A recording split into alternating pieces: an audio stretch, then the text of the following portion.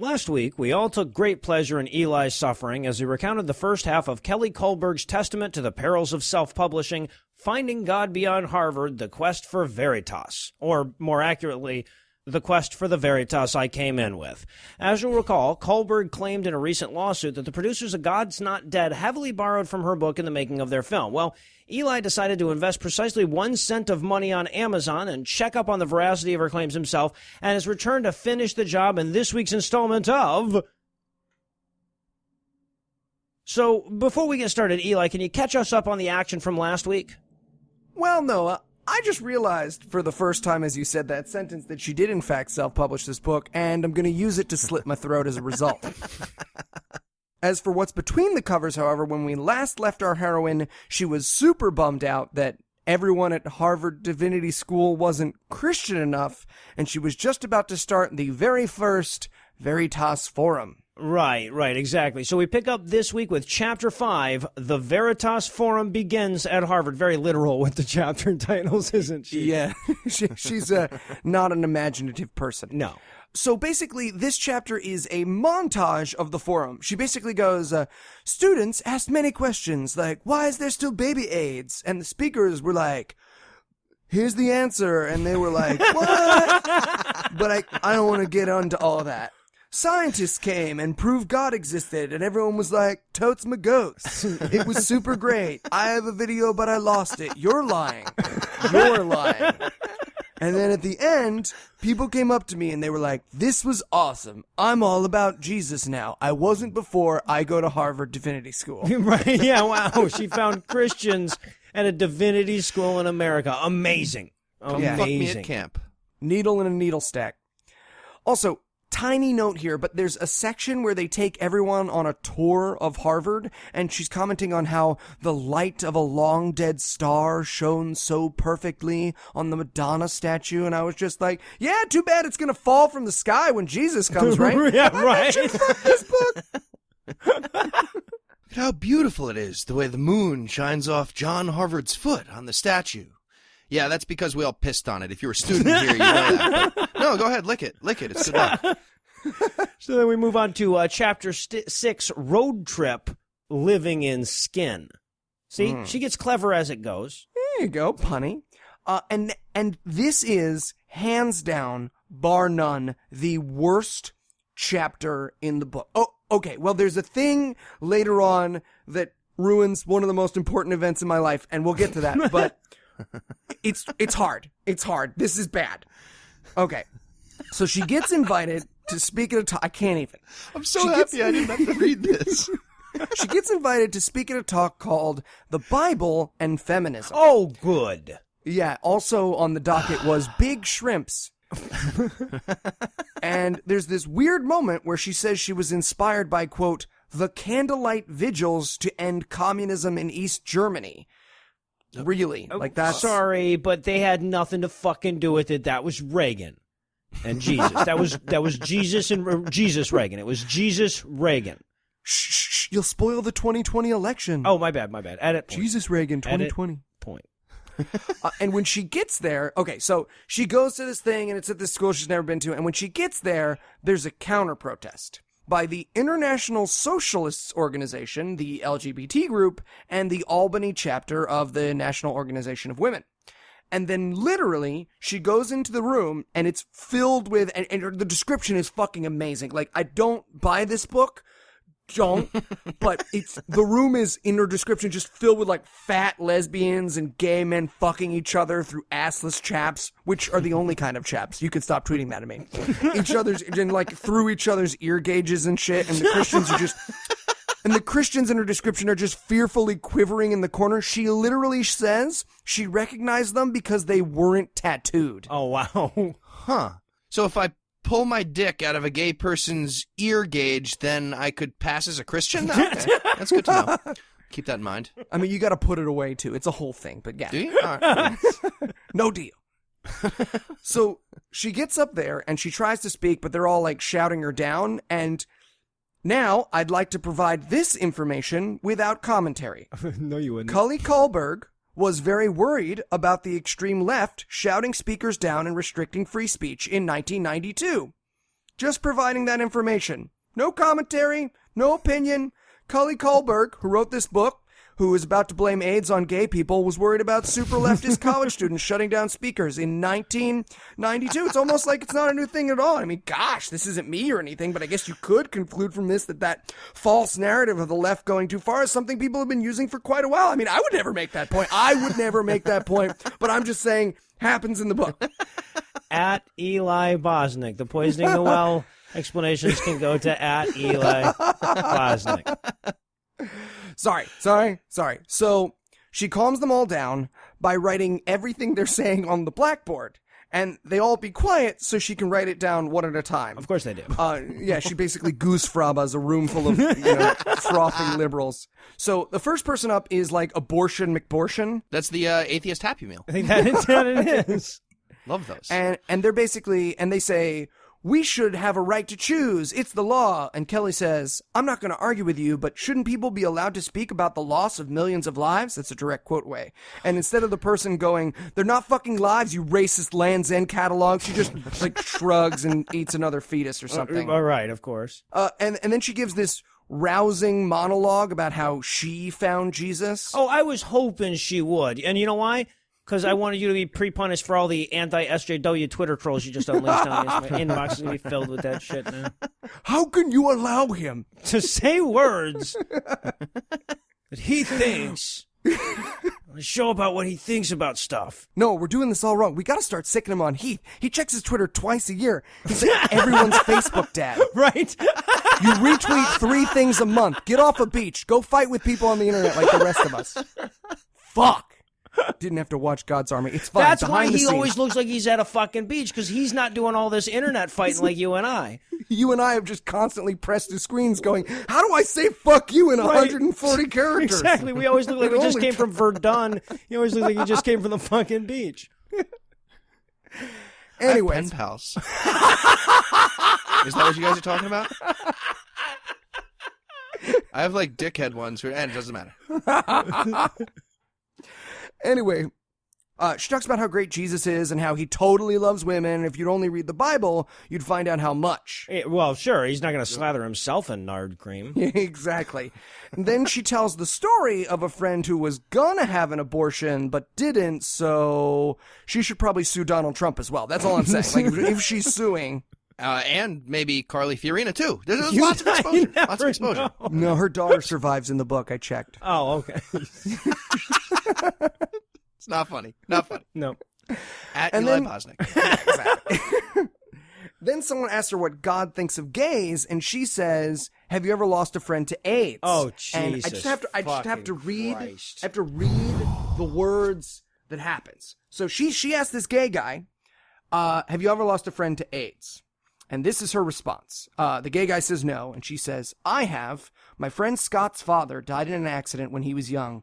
Scott and I were friends in high school and went off to college together.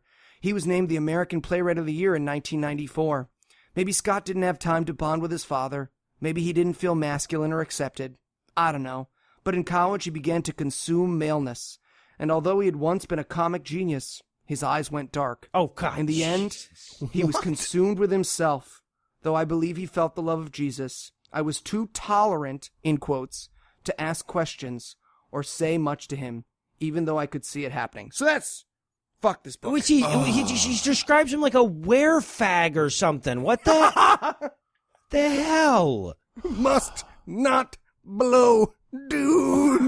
Get away. Get away. And then later... Sake. Yeah, this whole, I mean, I know I'm taking extra time on this chapter, but this is the fucking pinnacle of this woman's poisonous ideas. She also has a moment right after that where she says premarital sex is bad, and I quote, maybe the body we desire is the body of Christ. He's pretty hot. I'm an abs guy. I'm an abs guy. So. No way. I'm a handhole guy. We would make a great tag team. Ooh, footholes. The Holy Trinity right there. I know some of you can draw. Draw it for me. Eli, tag in. So then she mentions that in 1995, Peter Jennings did a special on the Veritas forum, and she and a bunch of other Christians got to whine on TV that you don't get to check other the Lord above on your science final. And it was almost canceled. And there's just this fucking fantastic moment that I have to read from later in the book. Quote, I later learned that ABC almost canned the feature, saying, "Where are the images of angry students protesting?" The feature's executive producer, an impressive Jewish woman, stood up and said, and I'm going to do it how I assume she would do it, "I've never seen anything like it. These students don't protest, they pray. The more they are persecuted, the more they pray." Oh, God. Is that what the Jewish lady said? Yeah. According to what Jewish she heard later? Yeah, according to Kelly Kohlberg's self-published book. Yeah, right. So she's headed off on a East Coast tour to debate the problem of evil, and she breaks up with her boyfriend, who I can only assume immediately banged someone fun and just filled her with cum like a Macy's Day balloon.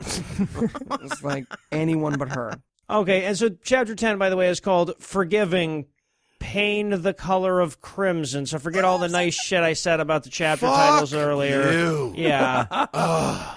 And when I saw this chapter, I gotta admit, I really hoped that she like got hit by a bus, or maybe someone told her what an asshole she was, or like she was trying hook suspension from a hot air balloon and accidentally took off and ripped off her skin like she had pissed off Willow from Buffy the Vampire Slayer. But no, the boyfriend she broke up with, who she was hoping to get back together with, started fucking her best friend, and I cheered and scared my pug. Oh, yay! Yay was in my head as you were saying that. Yeah, a happy ending after all. And nobody loved me because I'm an asshole. It ends there, right? It does if people want to stop listening. Nobody will blame you. Go back. Listen to Tweet a Dick again. That was pretty good. Yeah, exactly. Now he's going to marry... No, he's going to marry the other girl. I was kind of hoping he'd leave Kelly at the altar first, and then she'd like walk into a sitcom episode crying with the dread. But that's fine. It's fine. Still good, I guess. Yeah. So Sub Havisham, but good. her thoughts on the breakup are this. Quote, this is a rich girl who has been going to Harvard. This is her thoughts on her breakup. Quote, I sense more deeply the realities of human pride, injustice, and horror in the world. I thought of the women and children on our mission trips whose husbands and fathers had been murdered. I felt the fact the children sold into prostitution. End quote. What? Seriously. And she isn't setting up.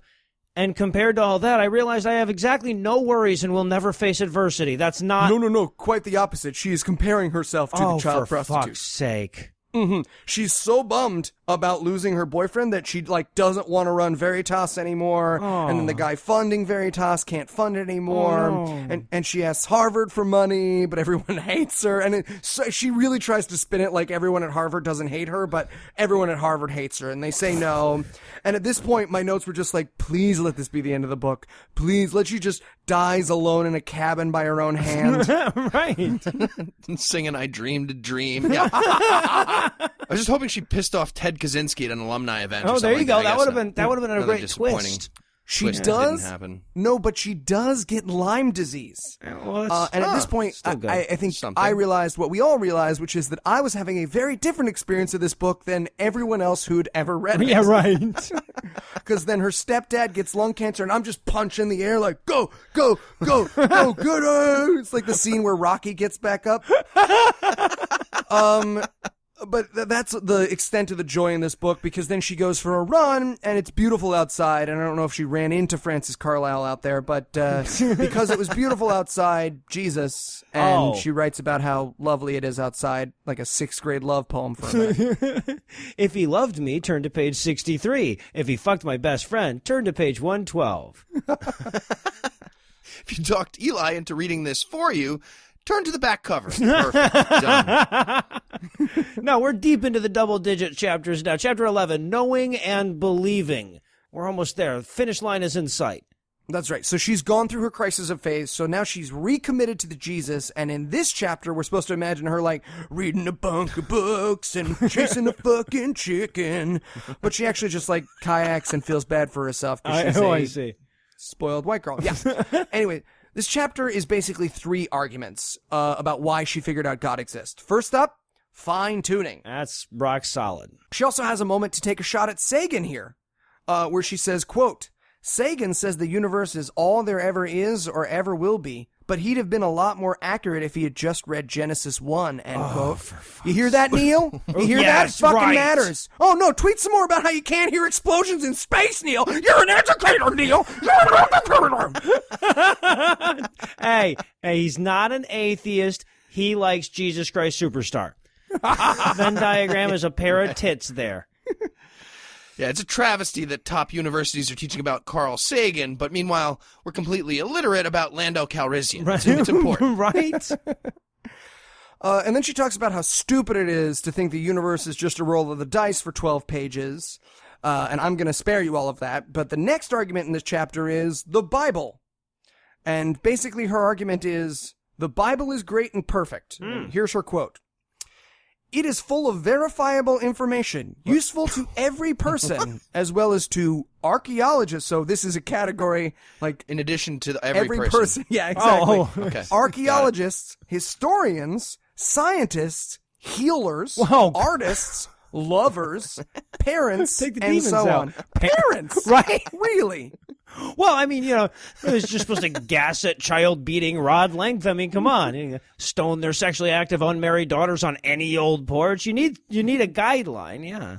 Makes sense. Plus, most dads aren't going to know how to figure out the equilibrium price for letting someone rape their daughter. You got Right. to draw a graph, you got Yeah. price, it's a whole thing. We should make an app. Right. And then part 3 of this chapter is Jesus, which is oddly not included in the Bible section, but whatever. I see. And this is her attempt at like getting in with the kids. This is a quote from this section.